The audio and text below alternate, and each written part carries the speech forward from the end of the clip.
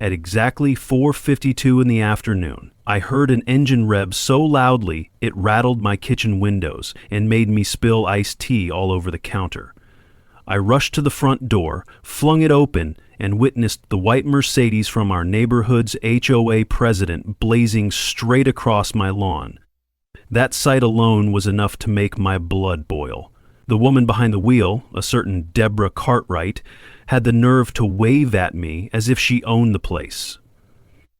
Then she pressed her horn 3 times before turning onto the main road.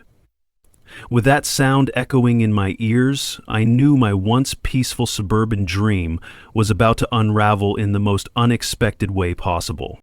I spent the next 15 minutes just staring at the ruined stretch of sod, my sneaker soles sinking into the fresh tire ruts that marred the grass my father had taught me to tend so meticulously. Growing up, I'd learned from him how each patch of green reflected the pride and devotion of a homeowner. He would squat beside me in the mornings, handing me a tiny spade or a small watering can, explaining that every seed needed attention. Every sprout needed encouragement. When he passed away 5 years ago, I promised myself I would honor his legacy by keeping my own lawn flawless. An homage to the time we'd shared. Now, apparently, it was open season for HOA presidents with flashy cars and zero respect. Deborah Cartwright wasn't just another neighbor. She was the formidable head of the Fairway Oaks Homeowners Association. Rumor had it she'd taken on the role about 3 years ago, right around the same time property values started to see a spike. Everyone talked about how she was a visionary, someone who propelled the development of community standards, and how she meticulously ensured compliance with her version of the rules. After her Mercedes peeled away that day, I found a folded piece of paper jammed between my front door handle and the frame. A violation notice, my first one. It read something like, "Failure to maintain lawn integrity can result in fines up to $200 0 cents per day, immediate correction required." I practically laughed when I saw it, but my laughter died quickly. The violation notice had Deborah's bold signature at the bottom. Meanwhile, the brand new lines of destruction across my lawn were courtesy of her own tires. I tried to brush it off as a misunderstanding. Maybe she just didn't realize how much damage her shortcut was causing. Perhaps she'd gotten used to the idea that the corner lot, my corner lot, was free for anyone to whip across when they were in a hurry. I told myself that I would talk to her politely, reason with her as two adults, and get to the bottom of this. It couldn't be that complicated. After all, I'd only been living in Fairway Oaks for 6 months. Maybe it was a custom for folks in a hurry to cut through corner properties, although that sounded absurd from the get-go. Determined not to jump to conclusions, I decided the best plan was to speak with her directly at the next HOA meeting. 3 days later, the meeting rolled around. It was held in the clubhouse near the community pool. I arrived early and found a seat in the back row, scanning the room for Deborah. She was front and center, greeting people at the podium with that bright, toothy grin that never quite reached her eyes. In person, she struck an imposing figure, tall, poised, wearing a crisp blazer that screamed authority. Every hair on her head arranged to perfection. I felt an unexpected shiver of apprehension. Was I really going to stand up and accuse the head of the HOA of repeatedly trespassing on my property? When the meeting started, she rattled off a list of new rules about mailbox sizes, trash can placement, and holiday decimation schedules. Every so often she'd pause for applause or approval from the crowd. It was unsettling how seamlessly she commanded that room, like a queen addressing her subjects. At the end, she asked if anyone had new business to discuss. Heart hammering in my chest, I raised my hand and with a shaky voice explained that someone had driven over my lawn, causing visible damage, and I had received a violation notice regarding that same damage. Deborah cocked her head, feigning confusion. "That's strange. We usually only issue violations when there's a clear infraction," she said sweetly. "Why don't you stay after and we can chat, dear?" I felt myself blushing under her gaze, frustration simmering right beneath my skin. The meeting adjourned and I approached her. She excused the last few people who wanted to speak, then turned her focus on me. "I'm Ryan. I bought the house on Sycamore Bend, the corner lot with the large oak," I began. "You've driven across my lawn a few times now, Deborah. I'm sure you didn't notice the damage, but She lifted a manicured finger, stopping me mid-sentence. "Ryan, is it? Well, corners can be tricky. The previous owners, from what I recall, didn't mind it much. I'm sure you'll adjust once you've lived here longer." Her smile sharpened. "Fairway Oaks has certain expectations. That includes keeping your lawn pristine. I wouldn't want to see you violate our standards so early in your tenure here." The audacity of her comment nearly made me choke. I tried to speak calmly, pointing out that her own tires caused the damage. "Let's not delve into specifics," she cut me off, leaning in a little too close for comfort. "I can assure you that we'll all benefit from a bit of flexibility, and if you have concerns about costs for repairs, you can always speak with me privately. We might find a more creative solution." The way her lips curled around the word creative sent a chill down my spine. Then she turned on her heel and, with a nod that signaled our conversation was over, glided out the door. I walked back to my car, feeling more unsettled than angry, a deep sense that something was rotten beneath the immaculate facade of Fairway Oaks. The next morning I placed a small sign at the edge of my property. "Please do not drive on lawn." I thought it might be enough. Yet that same evening I found the sign torn from the ground and tossed against my mailbox. The tire tracks across the grass were deeper, scattering clumps of uprooted sod near the sidewalk. This time I didn't bother confronting her politely. I knew that approach would fall on deaf ears. Instead, I knocked on my neighbor's door, an older fellow named Thomas who'd been living in Fairway Oaks for nearly a decade. He answered with a wary smile. "Heard you were asking questions," he said quietly. He seemed almost reluctant to speak. "I saw Deborah run over your lawn earlier. She does that to a few corners around here, but you've definitely gotten the worst of it." I asked him why the HOA seemed to be enabling such behavior. He glanced over his shoulder, then stepped outside, softly closing the door behind him. "Don't want my wife hearing all this. She's worried we'll get in trouble. Let's just say Deborah has a lot of clout and more than a few friends in the local government. She built her reputation on raising property values. That means if she calls the county about a code violation, they tend to listen." Thomas paused, looked at me sympathetically. "Watch your step. Anyone who tries to fight her ends up with fine after fine. Some folks have sold just to escape the harassment." I thanked him for his honesty, even though his words weighed on me like a lead anchor. The next day, I bought a pack of motion-activated cameras and installed them around my property. There was no official rule against having security cameras in Fairway Oaks, at least none that I could find in the thick binder of HOA regulations. I made sure every angle facing the street was covered, so if Deborah or anyone else decided to cut across my lawn again, I'd have footage. Ironically, the following week, I discovered a new violation notice taped to my door. "Excessive security measures, subject to monthly HOA review." That was a new one, suspiciously timed indeed. I'd had enough. My father always said that the best remedy for injustice was light, exposing the wrongdoing, bringing it into the open. So I compiled a portfolio of photographs, short video clips from my brand new cameras, and copies of the violation notices. I wanted to present them at the next HOA gathering. However, 2 days before the meeting, a torrential Florida thunderstorm swept in, flooding the streets and turning the corners of our neighborhood into muddy sleep. Late that night, I heard the roar of an engine again. Sure enough, Deborah's Mercedes roared across my lawn with enough speed to fling a shower of mud onto my windows. I checked the footage the next morning. The cameras captured her front license plate. There was no doubt it was her. When I stepped outside to assess the damage, the water-soaked ground sank under my feet, leaving perfect imprints of my shoes next to her tire tracks. That same day, I got slapped with another violation for unpleasant landscaping and a $300 0 cents fine.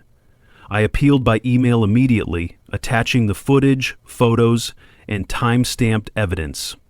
No response. 2 days later, the HOA meeting convened, but Deborah announced that due to unforeseen circumstances, the public comment portion would be abbreviated.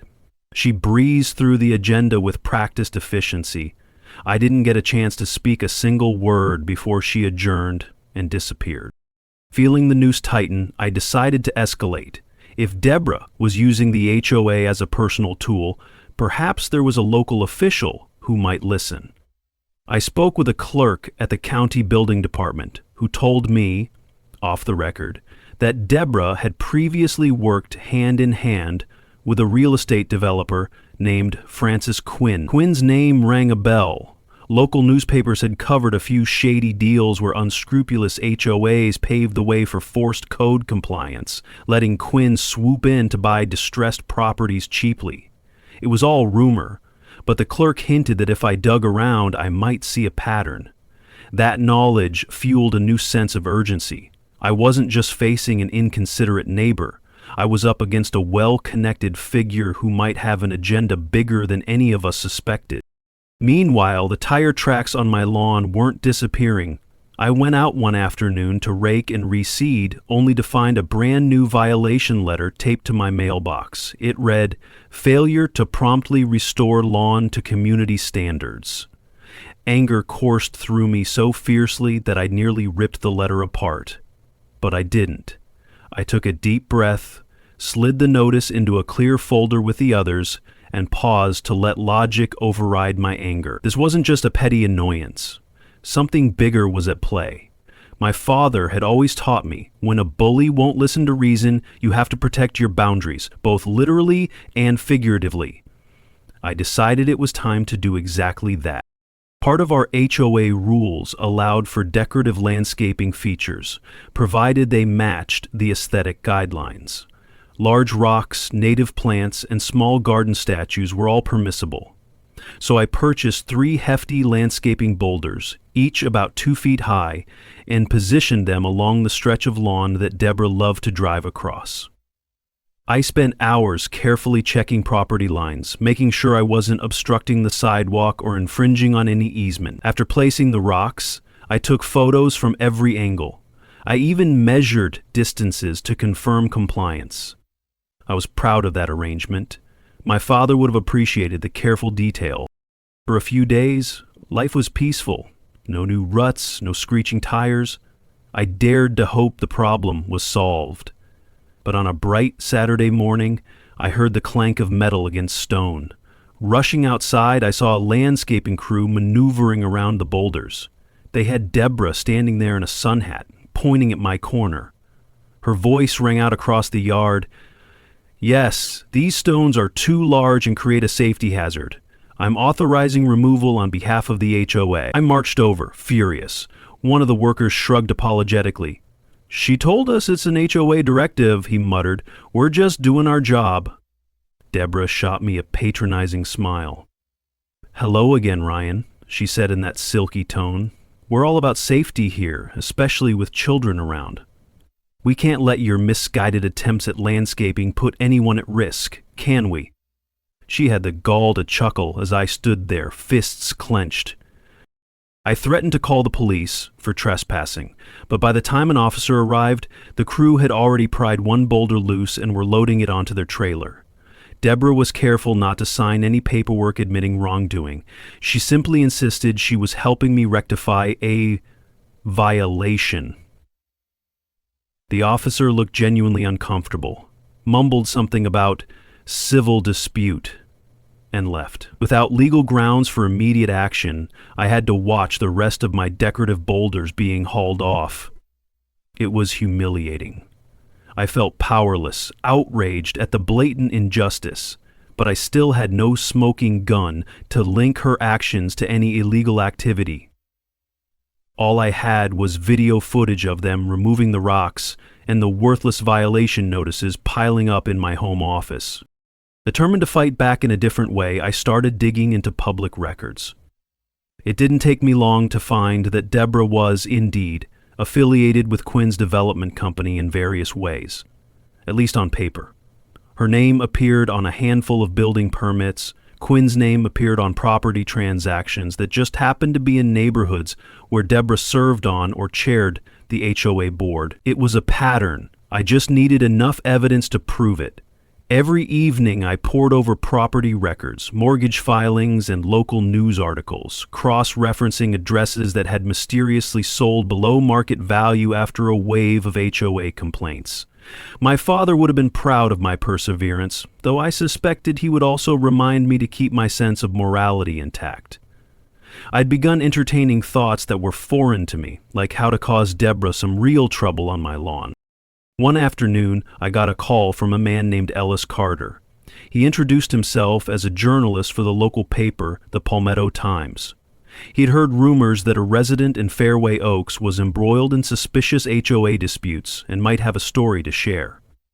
Without revealing too much, I explained I was dealing with systematic harassment but needed time to gather facts. Ellis offered to keep my name out of it while he did some digging on Quinn. I gave him a few leads and the addresses I'd found. I was taking a risk, but shining a bigger spotlight on Deborah's tactics felt like my best chance to stop her. Meanwhile, the tension in Fairway Oaks ramped up. Deborah introduced a new rule requiring that all lawn enhancements, including security cameras, be approved by the HOA. On top of that, she insisted corner lot owners must maintain a special access view for driveways. It was a bizarre rule, but enough for her to once again threaten me with more fines if I didn't remove my cameras. I refused. Days turned into nights of me wondering if I'd come home to find them forcibly taken down. And then came the moment I reached my breaking point. It was a humid evening. I was inside preparing dinner when I noticed headlights sweeping across my living room blinds. I rushed to the window to see, once again, Deborah's Mercedes rolling across the corner of my lawn. This time, she had the gall to stop right outside my front door, her car half on the street and half on my grass. She got out, clicked her high heels across the muddy ground, and placed a large pink envelope in my mailbox. Then she strolled back, slammed her door, and revved the engine, flinging mud onto the sidewalk as she left. I couldn't breathe for a second. That's how angry I was. I ran outside. In the pink envelope, I found a final warning notice, cautioning me that my repeated non-compliance with corner lot guidelines and my unauthorized security installations could lead to an HOA-driven lien on my property. Reading those words made me nauseous. Deborah was threatening my house, my father's legacy to me. Maybe I would have tried a gentler approach, but that evening something inside me snapped. I remembered how my father used to talk about boundaries. Sometimes you have to build a fence. Other times you might need something sturdier. My mind leapt to the Florida building code I'd come across. The part about permissible subsurface drainage systems to protect property foundations from water damage. I wondered just how sturdy those drainage materials could be if arranged in a certain pattern below the grass. For the next week, I researched like a man possessed. I learned that in humid climates like ours, homeowners are allowed, and in some cases encouraged, to install metal or PVC pipes underground to channel stormwater away from a home's foundation. The code was explicit. As long as the pipes didn't protrude above ground level, it was considered legal drainage infrastructure. And if, hypothetically, the edges of those pipes were intentionally left with a sharp contour just below the surface, that wouldn't necessarily be spelled out as illegal, would it? I struggled with the moral implications. It felt almost like a trap, but I rationalized that it wasn't exactly a booby trap because no one had any right to be driving across that portion of my private property in the first place. If someone kept ignoring no trespassing signs or do not drive warnings, was it really my fault if they hit metal pipes placed for drainage? My father's voice in my head told me to be sure of my motives, to ensure I wasn't doing this out of vengeance alone, but as a last resort to protect my home. I convinced myself it was about standing my ground.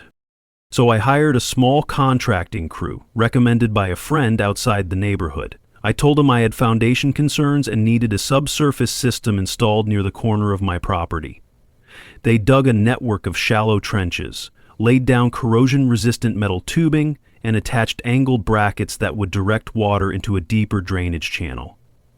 The end result was a series of rigid metallic lines about 3 inches beneath the soil. Technically, it was a valid drainage system. Nobody from the HOA could dispute that without first verifying the local building codes, which were absolutely on my side.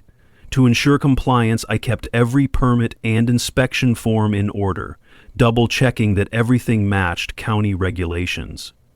The day the crew finished, I went out and carefully spread new sod over the area, leveling the ground so it looked almost pristine, albeit slightly raised in a rectangular grid.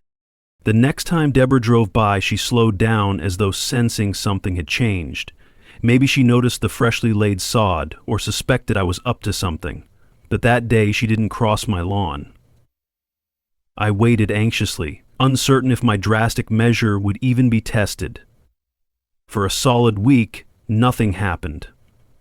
I started to relax, imagining that maybe, just maybe, the rumor had gotten around that I wasn't going to be an easy target anymore. But on a warm Sunday afternoon, when I was hosting my neighbor Thomas for a backyard barbecue, the unthinkable occurred.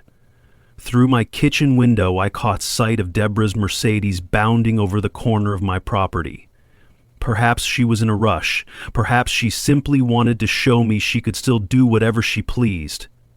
Whatever her reason, she hit that hidden grid of metal with a jarring thud. I heard a loud pop, followed by a squeal of grinding steel. Then, the hissing of a rapidly deflating tire. Thomas rushed to the window beside me. His mouth fell open. "Oh my God," he whispered. I threw down my barbecue tongs and ran to the front yard. Deborah was standing outside her car, yelling into her phone. She spotted me, jabbed a finger in my direction, and shouted something about legal action. "You have no right. This is sabotage. You'll pay for my damages." I walked closer, keeping my voice calm but firm. "You're the one who trespassed," I said.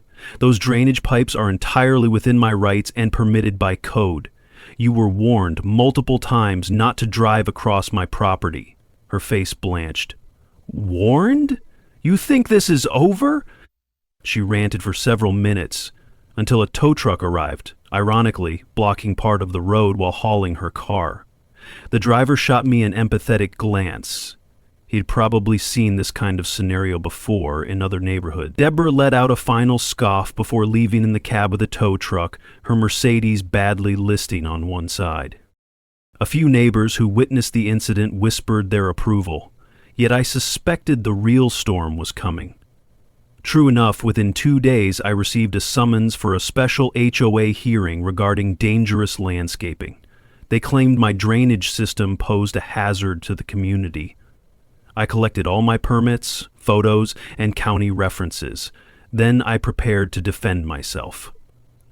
The night before the hearing, though, something surprising happened. Ellis Carter, the reporter, called to tell me he was about to publish a major expose linking Deborah, Quinn, and local officials to a pattern of forced property sales. He asked if I'd be willing to go on record. I hesitated, but ultimately said yes. If I stayed silent, what would stop them from doing worse to me or others?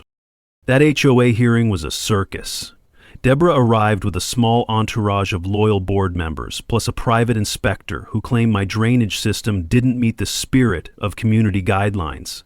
I countered with my official permits, pointing out that an HOA could not override county regulations. Deborah tried to argue that I'd effectively created a trap. I calmly explained that no, I'd created a perfectly legal system to protect my foundation from stormwater. If someone was foolish enough to drive over it, that was their choice. The tension soared when one of the board members, a woman named Carissa, stood up and announced that she'd discovered discrepancies in how Deborah reported certain HOA funds. Another man, a homeowner named Leroy, added that Quinn had once offered to buy his house at a suspiciously low price. After Leroy was slapped with multiple spurious fines, it was like the dam had broken. People lined up to share stories of intimidation, penalty stacking, or threatened liens. Deborah's face twisted with fury. She snapped at them one by one, calling them ungrateful rabble. The hearing ended with no clear resolution about my drainage system, but it was obvious Deborah's iron grip was slipping. By the time Ellis's article ran, the local news stations had picked up the story. They interviewed several Fairway Oaks residents, each describing how Deborah and certain associates might have orchestrated scenarios to push homeowners into forced sales. The bigger shock was Quinn's involvement with local zoning officials.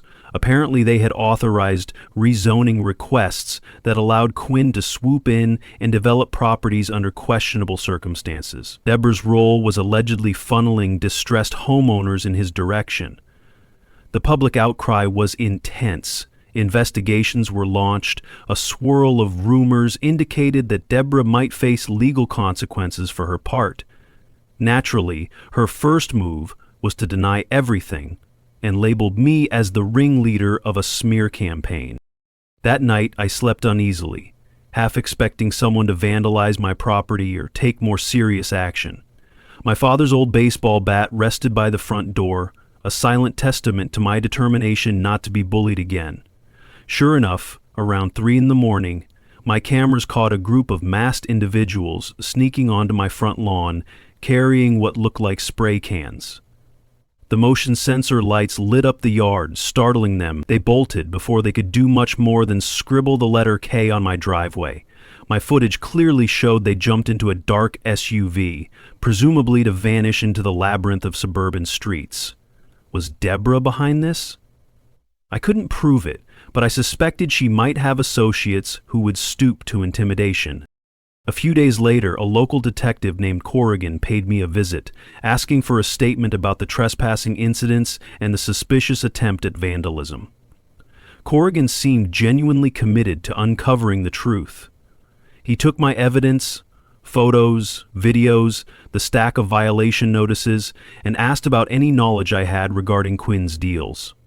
I handed him the spreadsheets I'd compiled from public records. While he couldn't promise immediate arrests, he assured me that everything would be thoroughly investigated. I believed him. He had that steady, methodical demeanor that reminded me of how my father used to cross-check every detail when planting new seeds. Meanwhile, the HOA board called a special vote of no confidence in Deborah's leadership.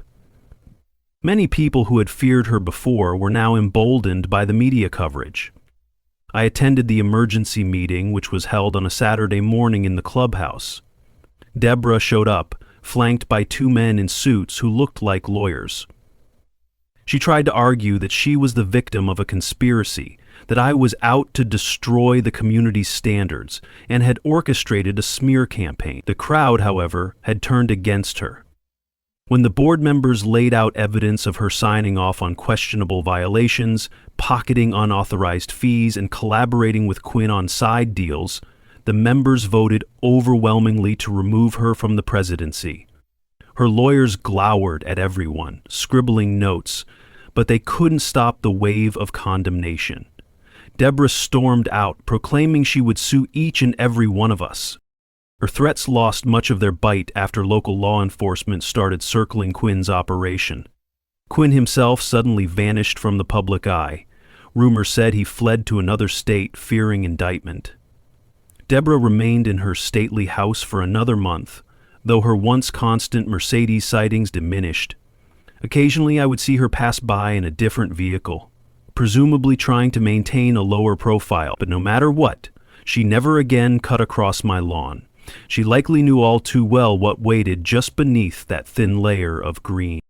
During this lull, I took the opportunity to pull back a bit, focusing on replanting my lawn. The scars from repeated trespasses had largely faded under fresh sod and carefully placed fertilizer. I felt a deep satisfaction each time I glanced out the window, recalling how close I came to losing the place. My father's presence lingered in every blade of grass, a testament to perseverance and the power of doing what was right, even when it required a bit of cunning. Then came the final blow to Deborah's stranglehold on the community. A sheriff's deputy knocked on her door one sunny afternoon. I saw the patrol car from my kitchen window and couldn't resist peeking through the blinds. Deborah opened the door, and the deputy handed her a set of legal documents. Within hours, the news spread. Deborah was facing charges related to fraud, unauthorized use of HOA funds, and potential conspiracy with Quinn's development group. It was the talk of every block in Fairway Oaks. Some people pitied her, saying she'd just gotten in too deep. Others rejoiced. They believed justice had been served. For my part, I felt an odd combination of relief and sadness. It was never my intention to ruin anyone's life. But I couldn't let her ruin mine or the lives of people around me. In the weeks that followed, the HOA board underwent a major reorganization. Several of Deborah's allies resigned, replaced by community members who genuinely cared about fairness and transparency. They rescinded countless petty violations that had been levied under Deborah's watch, including every single one attached to my name. As for the special hearing about my drainage system, that quietly disappeared from the docket. No one wanted to challenge a legitimate installation that adhered to county codes. The new board members apologized to me personally, thanking me for my persistence and for exposing the toxic dynamic that had festered under Deborah's leadership. One crisp morning, as I was tending to a few patches of new grass, Thomas ambled across the street. "Heard you won your appeals," he said, tipping his worn cap. "I'd say you've earned a peaceful life now, after all that fuss."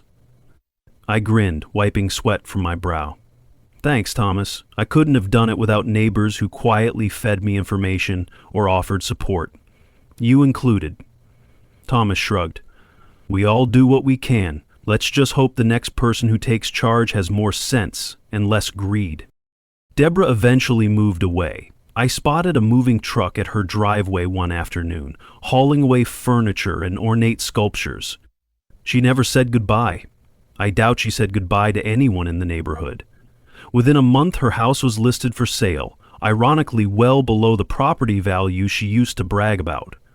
Rumor had it she was staying temporarily with a relative out of state, awaiting her court dates. I'd be lying if I said I didn't feel a twinge of sympathy for her unraveling life.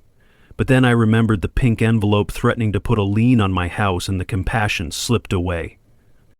All that was left was to reclaim my peace.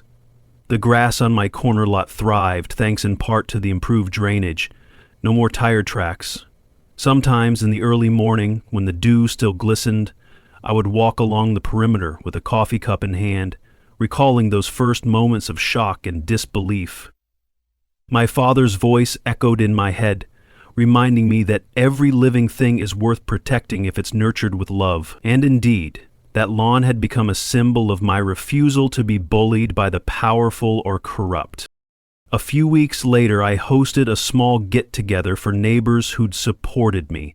We grilled burgers in the backyard, shared laughs about how ludicrous the entire saga had been. Some folks admitted they feared Deborah would retaliate. Others joked that they'd considered building moats around their lawns if I hadn't exposed the scheme. After we ate, we stood around the corner of my yard, beers in hand, gazing at the flawless stretch of grass. "So, are you ever going to remove that drainage system?" Thomas asked with a playful grin. I just shook my head. "Might keep it, for flood prevention." As the afternoon light softened, I realized how far we'd come. From scared whispers of disapproval to an open, celebratory moment of unity. The fear that once paralyzed everyone had dissipated, replaced by a renewed sense of community. Fairway Oaks wasn't perfect, but at least now, the homeowners had a real voice, and nobody was racing across my lawn anymore. The new HOA board reinstated normal guidelines, focusing on truly valuable neighborhood improvements rather than petty fun. They organized volunteer cleanup days and even started a small scholarship fund for local high school students. It was almost surreal to witness the transformation. Of course, the press eventually moved on to the next scandal. Ellis Carter published a follow-up piece detailing the broader corruption uncovered in the county's real estate scene. Quinn's name reappeared in the headlines as authorities tracked him down in another state, charging him with multiple counts of fraud. Deborah's trial date was set, and though it would take months to play out, few doubted she'd face serious repercussions. By then, no one in Fairway Oaks was shedding any tears for her. I sometimes found myself reflecting on the moral lines I'd crossed. Installing those metal spikes beneath my lawn was both cunning and borderline malicious, yet the law was on my side. Or at least, it wasn't against me. In a world where unscrupulous people exploit every loophole, maybe it was fair game to use a loophole of my own. I never regretted it, especially after seeing how Deborah's arrogance led her straight into the trap she'd unwittingly set for herself by crossing my property one too many times. I didn't do it out of sheer vengeance. I did it because I believed that everyone has a right to protect what they hold dear, especially when the legal channels turn a blind eye. Eventually, I found an old photograph of my father kneeling beside me when I was just a kid, both of us gently patting soil around a seedling. I framed it, hung it in my hallway where I could see it every time I stepped out onto the porch. It was a reminder that the land we live on is more than just dirt and grass. It's a reflection of our pride, our history, and sometimes even our fight for justice. With Deborah gone and the lawn safe from trespassers, I was finally free to restore it to my father's high standards. Each morning before work, I'd venture out to trim stray blades or pluck weeds. The quiet calm of dawn gave me a chance to process everything that had transpired. Out of curiosity, I used a metal detector to see if the pipes were still fully intact. Sure enough, they registered as unwavering lines beneath the surface, a discreet fortress protecting my corner. As summer turned to autumn, the neighborhood gradually resumed normalcy. No more sudden fines for trivial matters, no more fear of crossing the self-proclaimed Queen of Fairway Oaks. Children played confidently on sidewalks, residents waved at each other while taking out the trash, and the entire atmosphere lightened. Several new families moved in, unaware of the neighborhood's recent turmoil. One day, a newcomer, a young mother named Brooke, asked me about the faint memory of some woman who used to run the HOA with an iron fist. I gave her a brief version of the story.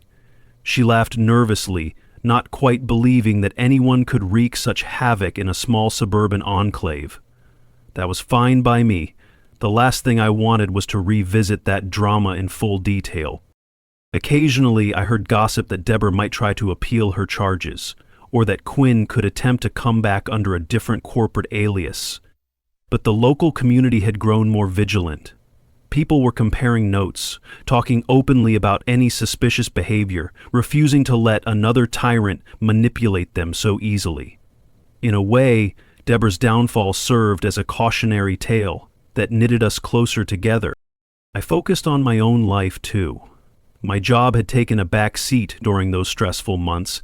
It was time to refocus on my career, maybe even look into some continuing education courses in environmental design.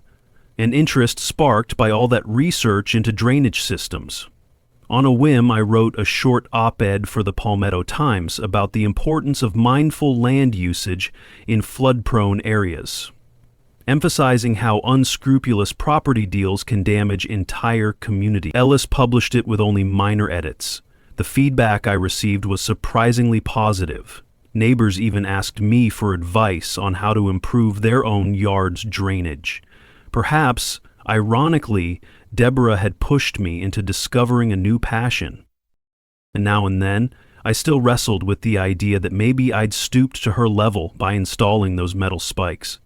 But every time I checked the battered pile of HOA violation letters that once loomed over me, I remembered that if I hadn't fought back in a concrete way, Deborah would have continued her reign of intimidation. Sometimes, to stop a bully, you've got to give them a reason to reconsider their path. In this case, that reason took the form of a flattened Mercedes tire. On a serene Sunday evening, I found myself leaning against my porch railing. The sky was painted in hues of orange and purple as the sun dipped below the horizon. I closed my eyes and inhaled the warm Florida air. The faint hum of a lawnmower drifted from a few houses down, mingling with the soft chirp of crickets. It finally felt like peace, a genuine calm that no one could shatter. I took a few steps out onto the lawn, remembering its battered state just a few months ago. Now, it felt as if each blade stood a little taller, each root dug a little deeper, reflecting my own resilience. I'm not delusional enough to think that evil never returns. There will always be people like Deborah, hungry for power or wealth at the expense of others. But I learned that one determined individual, backed by community support, can fight back, even without the official institutions that are sometimes compromised by corruption. I also learned that justice, in its rawest form, might require unconventional tactics. As long as your conscience is clear, as long as you aren't harming the innocent, you can stand tall. Shortly after nightfall, I noticed two teenagers biking past, their laughter echoing under the dim streetlights. One shouted, "Nice lawn, mister," and I waved back. That small, casual compliment brought a smile to my face. In a very real sense, my father was right there with me, each time I stooped to check the soil or prune a stray weed. The presence of that memory turned every care I invested into my lawn into an act of honoring the past and standing guard over the future. Word of the story continued to ripple through the community, with many folks praising the decisive stance that forced the HOA's corruption into the public eye. The new HOA leadership instituted a clause that any major rule changes had to pass a majority vote of homeowners first. Fines, too, had to be transparent, with photographic proof and a reasonable grace period for corrections. Over time, Fairway Oaks, once overshadowed by intimidation, started to become a model for how an HOA could genuinely serve residents. Local newspapers highlighted the transformation, sometimes referring to the Spike Lawn incident as the catalyst that sparked it all. Only once did I get a letter from Deborah's legal team, vaguely threatening a civil lawsuit for property damage to her Mercedes. I forwarded it to my own attorney, who politely replied with copies of the documented trespassing incidents, permit records, and the fact that Deborah's violation notices themselves described how my lawn was private property. We never heard back from her after that. Perhaps her attorneys realized they had no strong footing, or perhaps she was too busy navigating the criminal charges swirling around her. Either way, that chapter closed quietly. Time flowed on. The grass grew greener, the breeze more inviting, and the sense of community more genuine than ever. About 6 months after Deborah's departure, the board arranged a neighborhood event. Live music, food trucks, and local craft vendors set up near the clubhouse. I volunteered to oversee a small booth, sharing water conservation tips and efficient lawn care methods. My sign read, "Grow with Purpose." Neighbors who once kept their distance now approached with smiles. Families new to the area seemed delighted to be part of such a friendly environment, and whenever I glanced at my corner, I couldn't help but grin. That same piece of land had once been a battleground, but now symbolized victory for fairness and unity. Late into that event, a neighbor asked if I ever planned to sell. He admired the corner lot, the big oak that shaded the sidewalk, the luscious stretch of green that looked even more vibrant under the moonlight. I shook my head, recalling all the memories, both painful and triumphant, that took place right here. "This patch of earth means more to me than a property listing," I said. He nodded understandingly. We clinked plastic cups, a silent toast to resilience and a future unmarred by bullies. Returning home that night, I stepped onto my porch and paused, letting the residual buzz from the gathering fade into the still air. The hush of the neighborhood reminded me of how it all started. A quiet cul-de-sac with perfectly trimmed lawns, seemingly idyllic until the roar of a certain engine shattered the illusion. As I exhaled, I felt grateful that illusions had been replaced by a more honest reality, one built on solidarity and mutual respect. Though it was hard won, I made my way inside, set my keys on the kitchen counter right next to the father-son photo from decades ago. I traced my finger over the frame, imagining how Dad might have reacted to this saga. Maybe he would have chastised me for stooping to such stealthy measures. Or maybe he would have commended me for cleverly defending our legacy. I could almost hear him say, "Just don't lose your heart in the fight, son." In that moment, I felt certain I hadn't. If anything, I'd found a deeper sense of empathy for those who lacked the means or courage to stand up for themselves. I'd also learned the lengths to which corrupt individuals would go to maintain power. Before heading upstairs for the night, I opened the front door one last time, gazed at the tranquil lawn, and inhaled the sweet fragrance of freshly cut grass. The spikes were still there, of course, unseen but undoubtedly present, a quiet monument to the idea that we can defend our homes from those who seek to trample over our rights. In the end, that's what truly mattered, the knowledge that I had drawn a line in the dirt and, when pushed, I made sure that line could defend itself. Prowled the door gently, letting the darkness settle behind me, and whispered a final thought to the memory of my father. "We did it, Dad. Your lawn is safe." Then I switched off the lights, and a serene hush filled my home. A hush that whispered of a well-fought victory, of boundaries respected, and of a neighborhood rediscovering its own voice, no longer dominated by an HOA Karen with a loud engine and an agenda.